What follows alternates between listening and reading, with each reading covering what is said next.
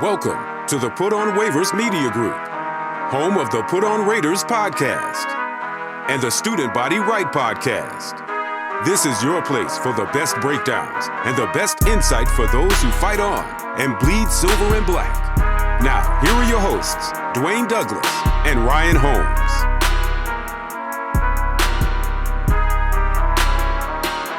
And welcome, everybody, to the glorious episode of the Put On Raiders podcast. I'm your host, Dwayne Douglas, along with Ryan Holmes, and we are podcasting off the beautiful shores of the Pacific Ocean. Kind of a gray, overcast day for me down here. I'm not sure what Ryan had up there, but how you doing today, Ryan? I'm doing good. It was sunny. Sun was out. It's not only a glorious edition, it's a victorious edition. It's victorious. Of the Put On Raiders podcast. If you told me we have to wait till this long to do it, I would have been like, get out of here with that.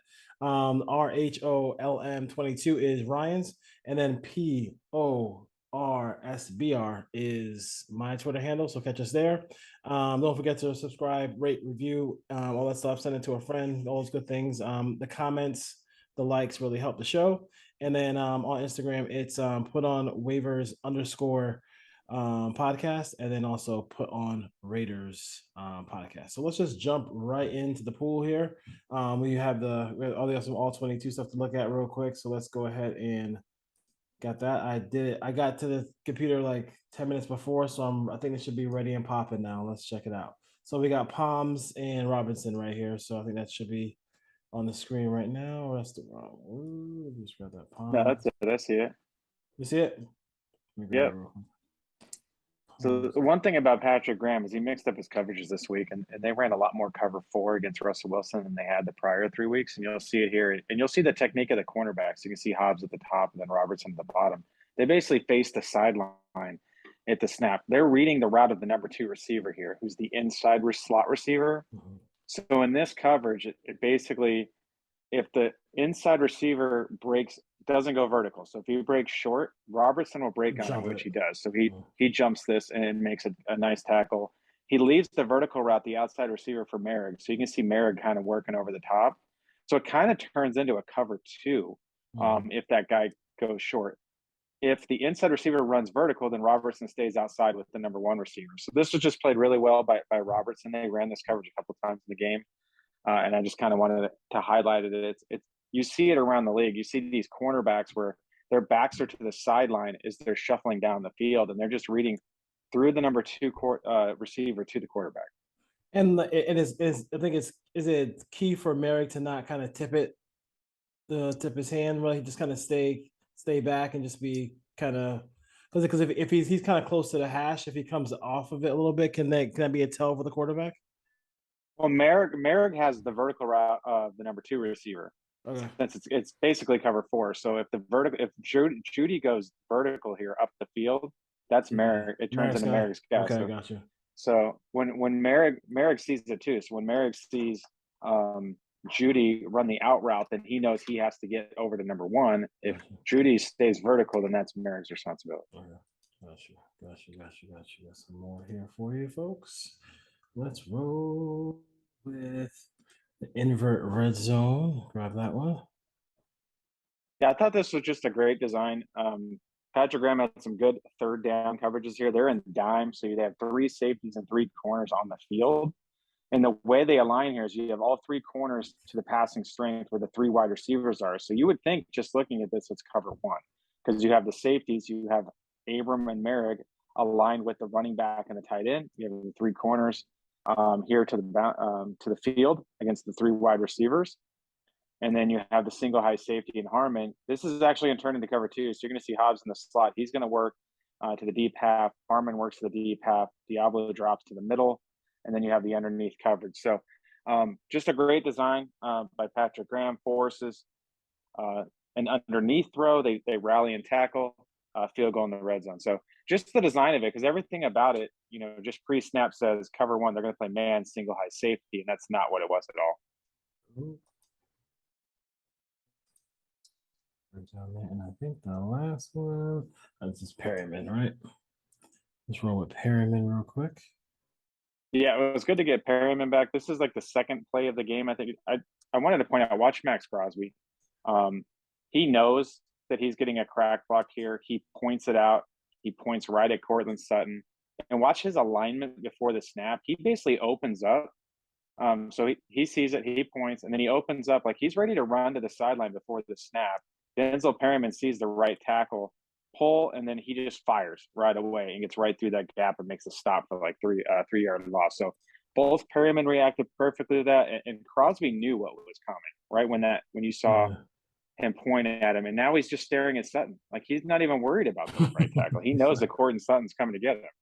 Do you find like watching this stuff and like you see like kind of Crosby's IQ, football IQ is pretty high.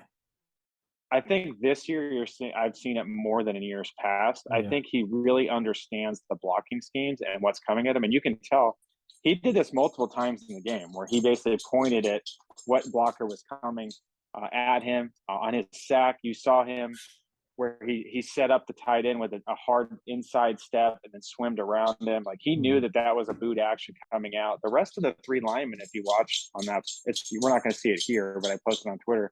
All three are playing the run. Crosby's like, no, this isn't a run. I'm getting around the outside of the tight end. I'm going to make a sack. So there's a lot more freedom, I think, in this scheme for Max Crosby to just react to what he's seeing based on, I think the coaches trust that he's studying the film and he knows what these formations, these motions, what type of running game the other teams are going to bring at him. That's cool. Cool stuff here. I guess I got more Patrick Graham stuff here as well. So this was pretty. I thought this was pretty nice, and I had the front row seat of it because I was at the game. But I do like here where you think that with almost reputation or what they want to do with Abram, that Abram's coming on this play. I think he comes to line of scrimmage, kind of goes back and forth, and then he ends up dropping, and then the crowd loves Hobbs here because Hobbs is one of everybody's favorite Raiders. But I mean, just really good disguise there. I think you feel like you're sending Abram, and then you drop Abram in coverage, and then right off the slot you have Hobbs come in and just kind of and do a great job of wrapping up the quarterback too. And because a lot of times you have these cornerback blitzes, safety blitzes, and they don't wrap up. Good job by Hobbs to wrap up there. I think the key on that one too is you can see Wilson. He points at Abram and says something to the running back like, "Hey, Abram's coming," and then he doesn't. And then you see the game that Kuntz plays with Jones, where they kind of run that stunt and they really occupy the left guard and the left tackle. So there's no one left to block Hobbs because the running back is on the other side of the formation as well. Yeah. And then you have the front, everybody standing up. I mean, that's something that you talk about more freedom. That's like way different than anything we saw last year from Gus Bradley. And you got some, I guess they used to have back in the day, they used to have that NASCAR package that they had in Seattle. You have you have kind of a not a version of it, but you don't have any big bodies up there. In the middle, you got Cleveland, you got Kuntz, Diablo's there with Jones and Crosby there. So and that was a good blitz dialed up by Patrick Graham there. And then let's see what else we got here. Got one more, and then we can get into the program. Let's see if I can. So here, I mean, everybody, it was pretty interesting because everybody in the crowd was just screaming for Devontae Adams to get the ball the whole game. And then you look at the stats. He had 13 targets, 10 receptions. This was one here. People were really on Twitter kind of pointing out that maybe Carr could have, with time, could have maybe hit, I think,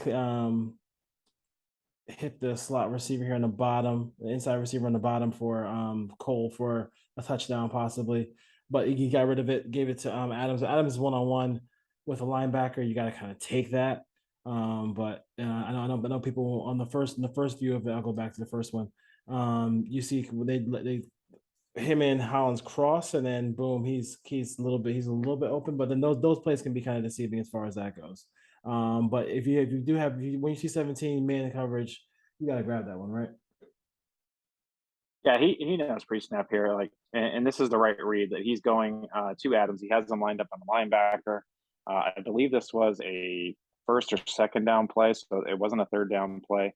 And when he turns his shoulders to throw to the right, then you kind of see the defense go that way. So, Yeah. it would have been a longer developing play.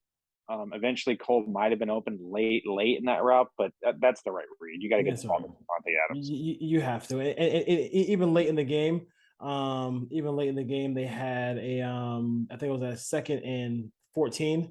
The ball was a little bit behind him where he twisted and turned and got him getting the first down. With him, you just got to give him, like you said, you just got to give him the football, because when you give him the football, he can just make so many different things happen. And that play shouldn't have been in any way a first down, but he found a way to make it a first down. I think that was kind of the killer play there, because they cut it to, I think they cut it to 2 in that ball game, and they were able to the Raiders were able to just march on the field and then end that as far as that goes. Let's go to some questions real quick.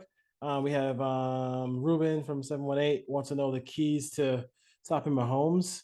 I don't know, lock him in his house. I'm not sure what the keys are to him, but I just think part of it is just, it's almost like he has that, he wants to, when he runs, he'll run the pass a lot of times, and I feel like he kind of has that like slow, like lumbering toward the line of scrimmage, and then people just don't tackle him, and you end up missing tackles, or they tackle him around his waist, and he's probably stronger than people think, and he'll shrug off tacklers, and then those plays are the ones when you have opportunity to get him in your sights. I think that's the biggest key, and it's hard to bring him down because it's not, we all see it.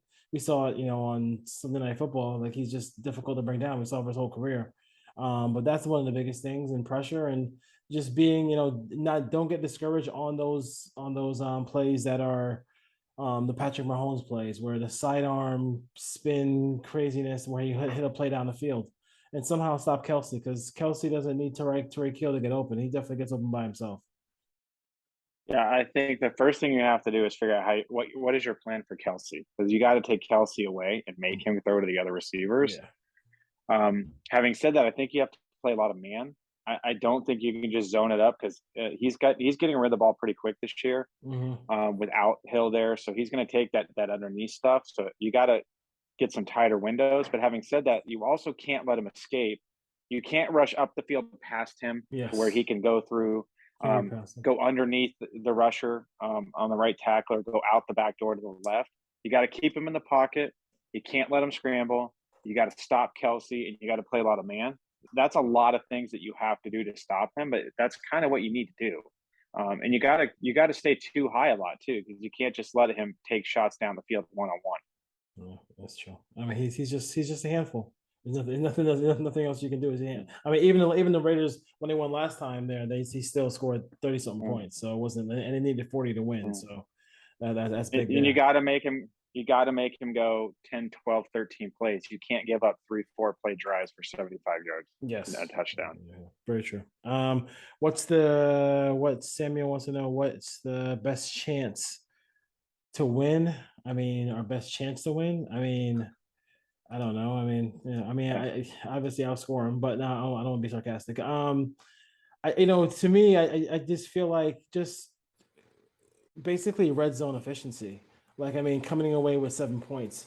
That's when, like, they talk about sometimes, like, you got to make when you play a good opponent, when you play a good opponent, you got to make them feel you. Like, they're not going to feel the Raiders if number 2 is on the field constantly.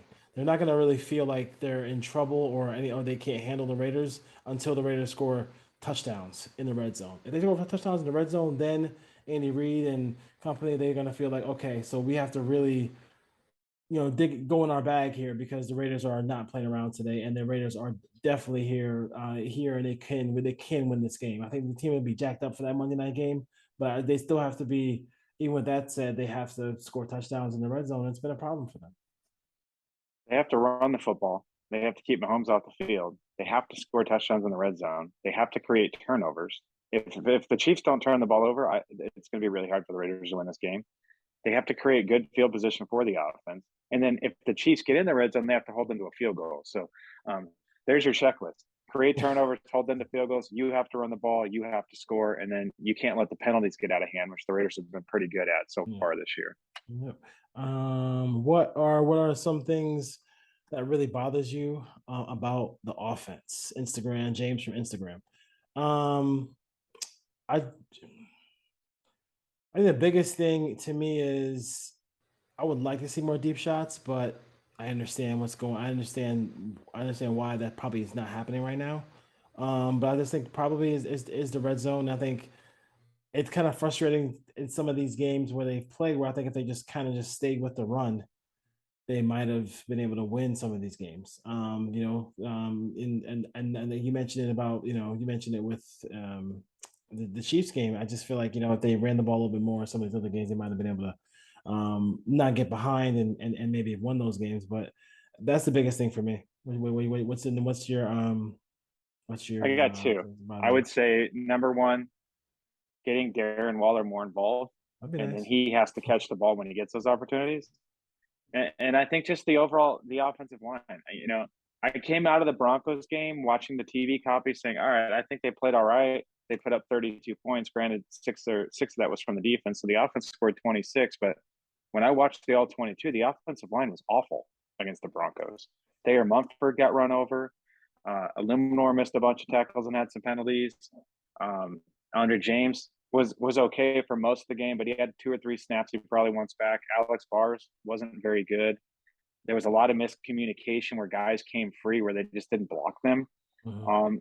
And a lot of that showed up on third down. Like the Raiders are not good on third down right now, but a lot of that has to do with the offensive line not understanding what to do. And there's just way too much miscommunication going on for them having 4 preseason games and 4 regular season games. And Yeah. I blame that on all these rotations. Like we're basically 8 games in, and this offensive line is having issues over and over and over again in the run game and in the pass.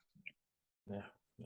I'm not sure what we're doing with at this point. Just play Mumford or play Illuminor and just be done. It's really and then only change him out if for injury at this point. And then you have Bars in there. I mean, they really don't want Simpson on the field, and Bars is playing, and Bars.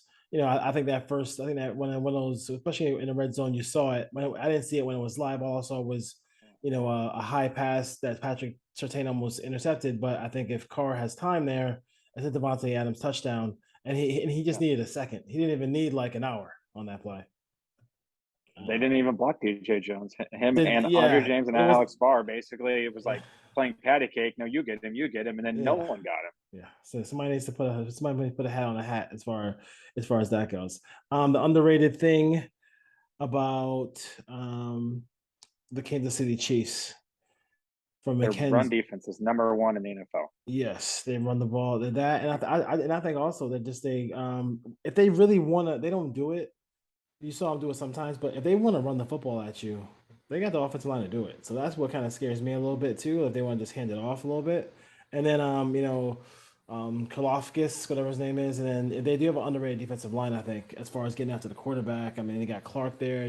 Jones is in the middle. So they do it. So they do some really quality pieces there as well too. So I don't think if you're looking for a back-to-back, 140-yard performance from Josh Jacobs, you might not get it, but you might not need that if you can just keep the chains moving, and Josh is great at that. That might be enough to just keep the team on the field, and they can keep drives alive and score. Yeah, I think the strength of the Kansas City defense is actually their front 7. I think their secondary can be had if there's enough time. But Spagnuolo is pretty creative. He can dial up some blitz packages. I don't know if this Raiders offensive line can go on the road and hold up against what they're about to see out of the pass rush from the Chiefs. So they're going to have to be in 3rd and 3, 3rd and 4. When they want to take their deep shots, it's going to have to happen off a play action through the running game. They're not going to be able to drop back on 1st and 10 and 2nd and 10 and just throw the ball down the field. They're not going to have time to do that. That's. I think there might be a current theme here, Raider fans. If you hear the words of the show. Let's see. Anything positive from the passing game, Nick, from last week? Yeah, I think right now the positive is you're seeing Mac Hollins get involved. You're seeing Devontae Adams' efficiency as far as the number of targets and receptions getting better. It's at one point it was like 34 targets, 17 receptions, 50% catch rate, and he's not drop. He has no drops this year, so Yeah, that's not good. But 9 out of 13, we can live with that. 13 targets, 9 catches, 100 yards. The next step is getting the deep ball back, because I don't think Carr's thrown, like, other than the prayers down the field at the end of the game against Tennessee, like the deep ball has not been around. this year. So getting the ball down the field with Devontae Adams, I think, is the next step. Getting Hunter Renfrow back, hopefully, instead of Keelan Cole should help a little bit. And then I'd like to see, one thing I'd like to see is the running backs get a little bit more involved in the passing game too, because that was a big thing in New England, and you're just not really seeing, other than some swing passes and some balls in the flat, you're really not seeing angle routes. You're not seeing option routes down the field from the running backs. You're not seeing them get the ball out wide on screens, or it's kind of, they're just out there as decoys, where James White was actually a threat. And where is Amir Abdullah? Like, we heard all about his catching in the preseason and then crank camp, and then he's getting 1 or 2 snaps a game. Okay. I mean, for me, just bring on Bolden if you're gonna do that. I'm not sure what we're doing. We're not sure what we're doing with that as far as that goes. Let's see here. Okay, so this is okay. So here's a good one. Can the Raiders get to 6-5 by the Charger game? I'm bringing up the schedule right now. So this is a good. I say that one for last because that was my favorite question of the whole bunch. So that was like, can they get to 6-5 before? So they're 1-3. Yes. So in the next 7 games, they need to win 5. 5 of the next 7. So there can only be 2 losses. So they play the Chiefs, the Texans, the Saints, the Jaguars, the Colts, the Broncos, and the Seahawks. I'm going to say yes. I don't know if they can win this game this week in Kansas City, but they can beat the Texans. They can beat the Saints. They can beat the Jaguars. Yes. The Colts are a shell of their former selves. They get the Broncos again, who they've already shown they could beat, and then they're at Seattle. That's a nice little run. Like, I don't think you could have asked, based on their schedule, it to line up any better than that. I'm thinking that same thing. Is it possible? Yeah, it's possible. Even if they lose the Chiefs game, it's possible. Yeah. And I'm thinking, like, if they, I mean, obviously you can jumpstart it if they beat the Chiefs. If you beat the Chiefs, then I would be disappointed if they weren't 6-5. I might be saying, like, they can't be 7-4 if they beat the Chiefs. But yeah, you know what I mean. Thinking about, I'm always going to be greedy. But but I mean, that's an opportunity. I mean, you're not. I mean, the Jaguars are a pretty good opponent. But we've seen. I mean, you got a chance here. So I do think that's a real if after a bad start, if you're saying realistic, because I still think it's 10-7 to get to the playoffs. Say I win 10 games, so you can't 9-8 is not going to do it. But I do think it's realistic. That's realistic. I think that's a realistic goal for them.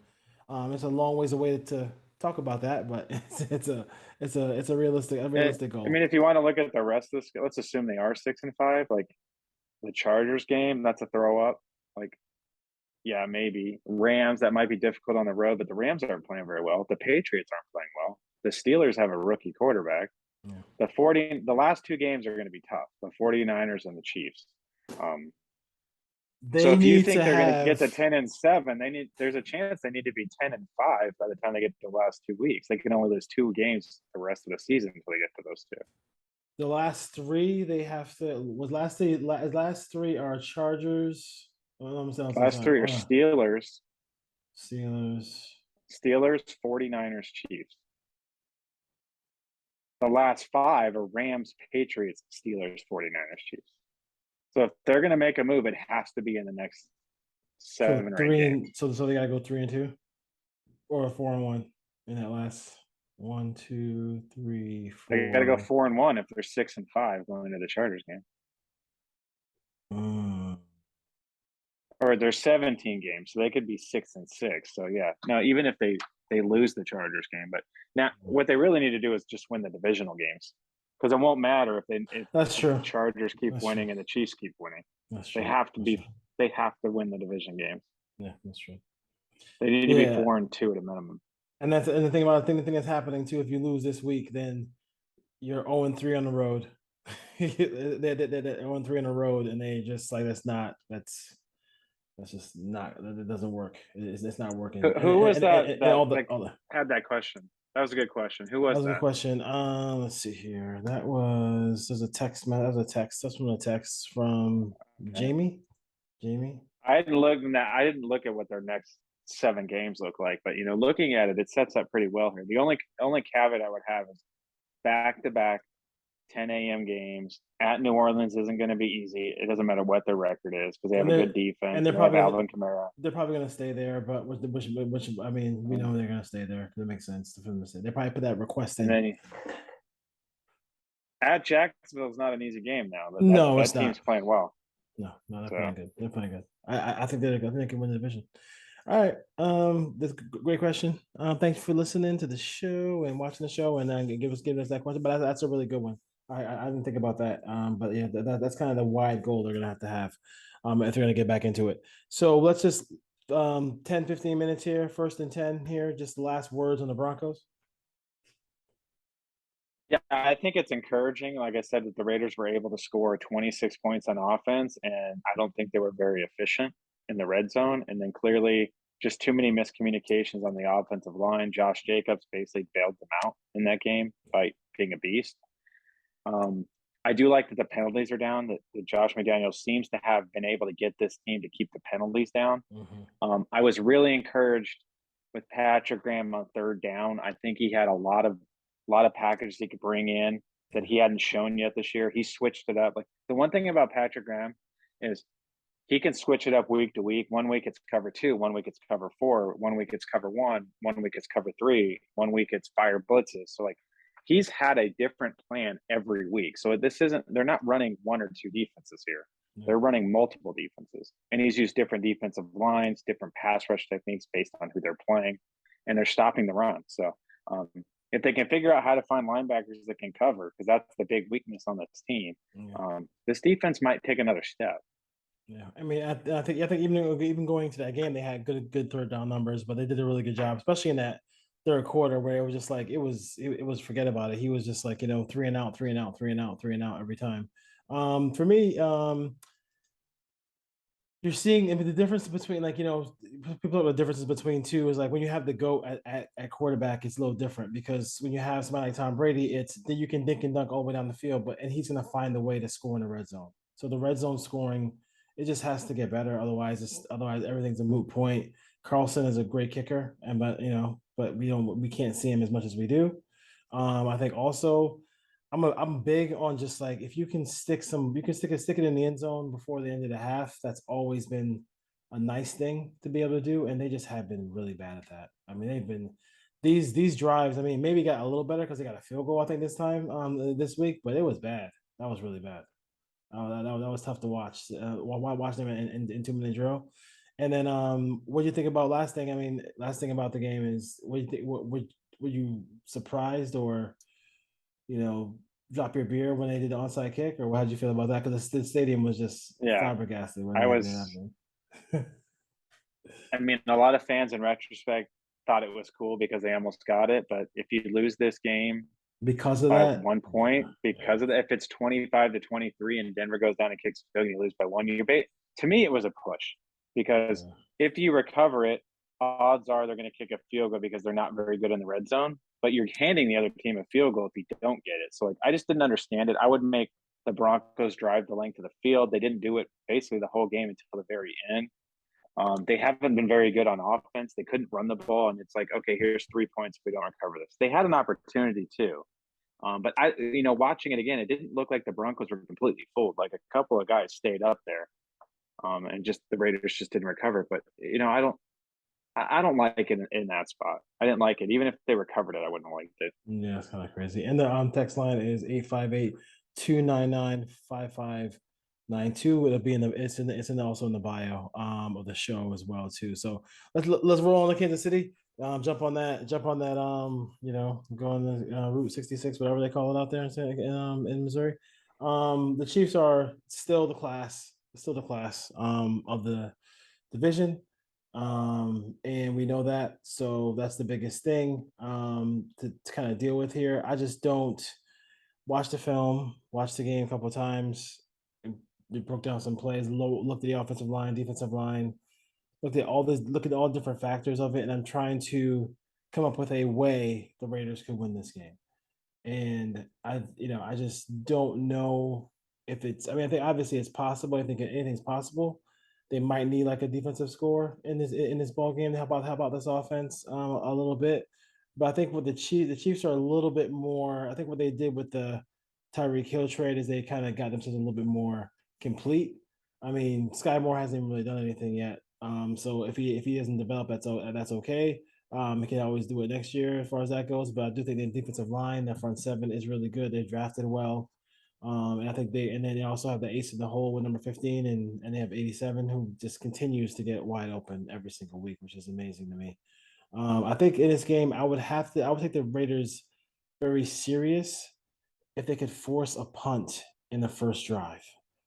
He is remarkable at getting 7 points on that first drive, and it just sets a tone for the entire game. And I'm talking about Andy Reid. And if you can just somehow force him to punt, I'm not even talking about a turnover. Just getting them just getting them to turn the ball, just punt the ball to you. That would be a major accomplishment in that first drive. And every tackle you miss is huge, because if it's a third and 7, and then you miss a tackle, but and then you make it to a 4th and 1, don't put your hand up like this, because they're going for it. They're going to go for it, and they're going to continue that drive, and kind of break your heart and break your will that way too. But it's a tough game for the Raiders. I think that's why that any one of those 3 losses are going to be huge. I don't know what your thoughts about going into Kansas City, but it's been I've never had a good feeling about it going against Kansas City.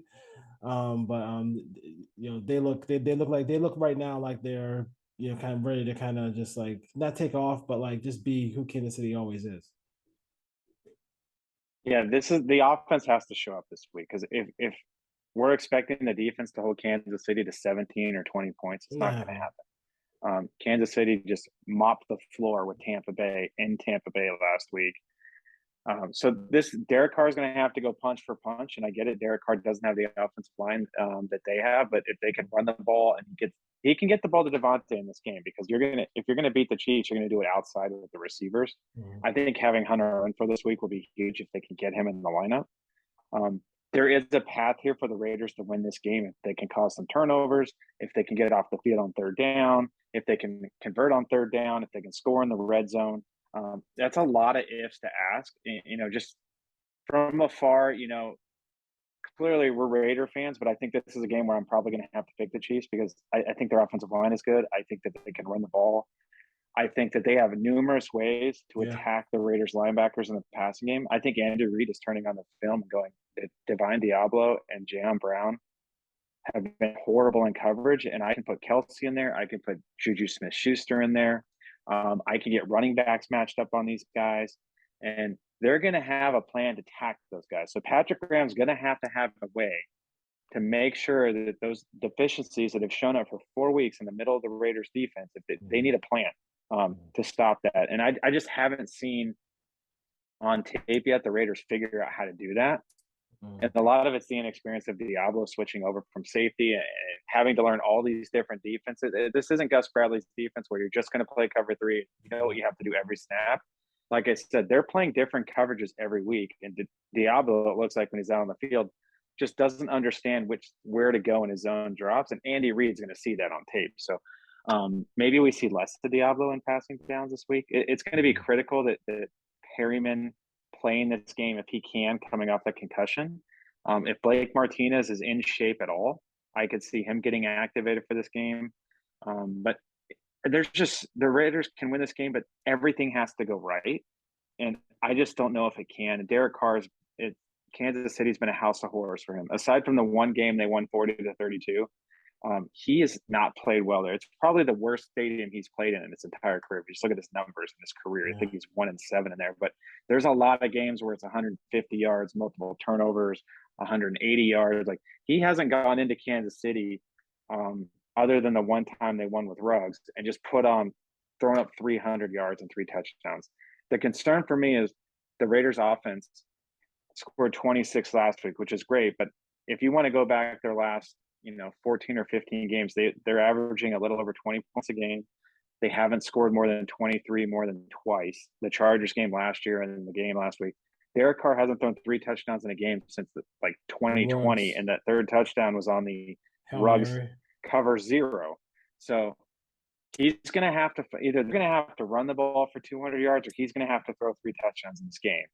One of those is going to have to happen because they're going to have to put up 28 to 35 points in this game. Yeah, I think this week too is like you have to. I think what always worries me when I play when they play Kansas City is all the short passes that are within 5 to 10 yards of line of scrimmage, because those seem to go in that building. They seem to go for pick sixes in that building for Derek, and I think for those short passes to be completed, they have to complete at least 1 or 2 balls down the field. Like it just you got to open it up somehow, some way. If they're able to just drive on those short passes all day and all night, then that's going to be an issue for them as well too. So I mean, I'm not loving it. I would throw in crowd noise too. Yeah. Like crowd noise is going to be a real issue. The offensive line is having trouble communicating at home. So we could see some miscommunication along the offensive line that could be a problem in this game too. Can I ask you a question? Why? So the amazing run that Josh Jacobs had, jumping up and down, jumping through the line, spinning, and then the shirt's being torn off like he's Earl Campbell before he runs it. How come it's whenever the Raiders make a big play like that, it's almost a delay game on the very next play consistently? Like I'm trying to figure out. I'm trying to figure out what is going on with that. Is it like they're not? Is it like they don't know the next play? Is like they're just trying to get a personnel group in there and they can't get everything? What is going on? Why that continues to happen? I think that happens to more teams than you think. But I think if you're getting a 40 or 50-yard explosive play, clearly the offense has to get down the field. Mm-hmm. You have to figure out, okay, where are we at? Are we in the red zone? Are we in the low red zone? Are we just outside the red zone? What personnel group do we want to send in? And all that's happening while everyone's running down the field. And sometimes maybe the coaches don't get to play in time because they're trying to figure all that out too. What they want to do. Yeah. It's not 1st and 10, a 3-yard run on your own 20-yard line. So now you're at the 23. Everyone's right there, and you're like, okay, this is our next play. So like, there's just so much stuff going on. And then if the refs just start at the 25-second clock pretty quickly, you got to get down there and get all of that going.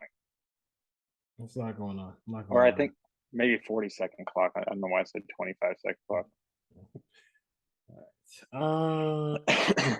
So we had a couple of guys with the non-contact jerseys on, I guess, and you had Renfro, and then you also had Renfro. We know from Waller.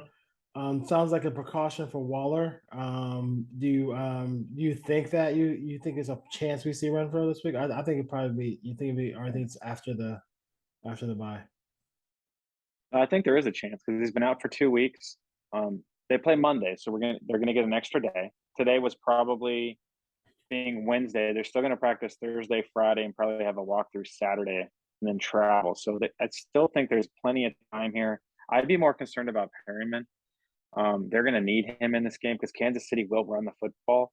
And they're gonna need a guy in the middle that's gonna be able to stick his nose in there and stop the run. So I do think this game means a lot to the Raiders. They need to win within the division. They need to beat Kansas City. It's a Monday night game, so you have the extra day of rest, and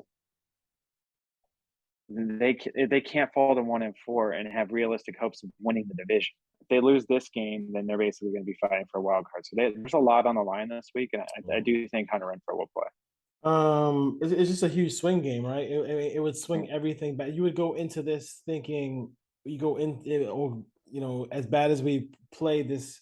At moments in this first half of the year or first section of the year, that we can go home, lick our wounds, get healthy, and then come home and try to beat up on the Texans to get the 500 quicker. The quicker they get the 500, the more opportunity they're going to have to maybe possibly contend for a division. And if you don't believe in that, then obviously the wild card here. So they got to start winning some AFC games too. I mean, that's huge. I mean, that's going to be huge for them to be able to go ahead and do that. We're gonna pick the game, or anything else we're gonna add? Yeah, we can. No, I think we've said enough on the game, and we're not a homer show, so we're not going to pick the Raiders every week. I think Kansas City gets the win here at home. I think it's fairly close for most of the game, and then I think Kansas City pulls away in the fourth quarter. I'm going to go Kansas City 30. I'm going to go the Raiders 23. Yeah, I think there'll be some juice with the silver and black this week. So you might see some juice from them this week. I don't as far as winning the game, I think they'll make plays in the game. I think they'll show how moments with Waller, moments with I mean, everybody's watching this game. They know how big of the game is, and they know that they have a break coming up too as well, as far as that goes. But like you, I don't see it. If the line was better, I could see it, but I don't want to go too many. I don't want to go like if this, if that, if this. If you have that many ifs, then you know what the real answer is. You don't have to try to like force yourself to actually, convince yourself that they're going to win the game. They're not going to win the game, I don't think. If they do, that's wonderful. But probably like 27-23. The Raiders cover, I guess, to cover the spread, but I think the Chiefs will end up winning the game. I hope we're wrong. I hope we come on an instant reaction Monday night or Tuesday morning and say I was wrong, man. Yeah. I was wrong.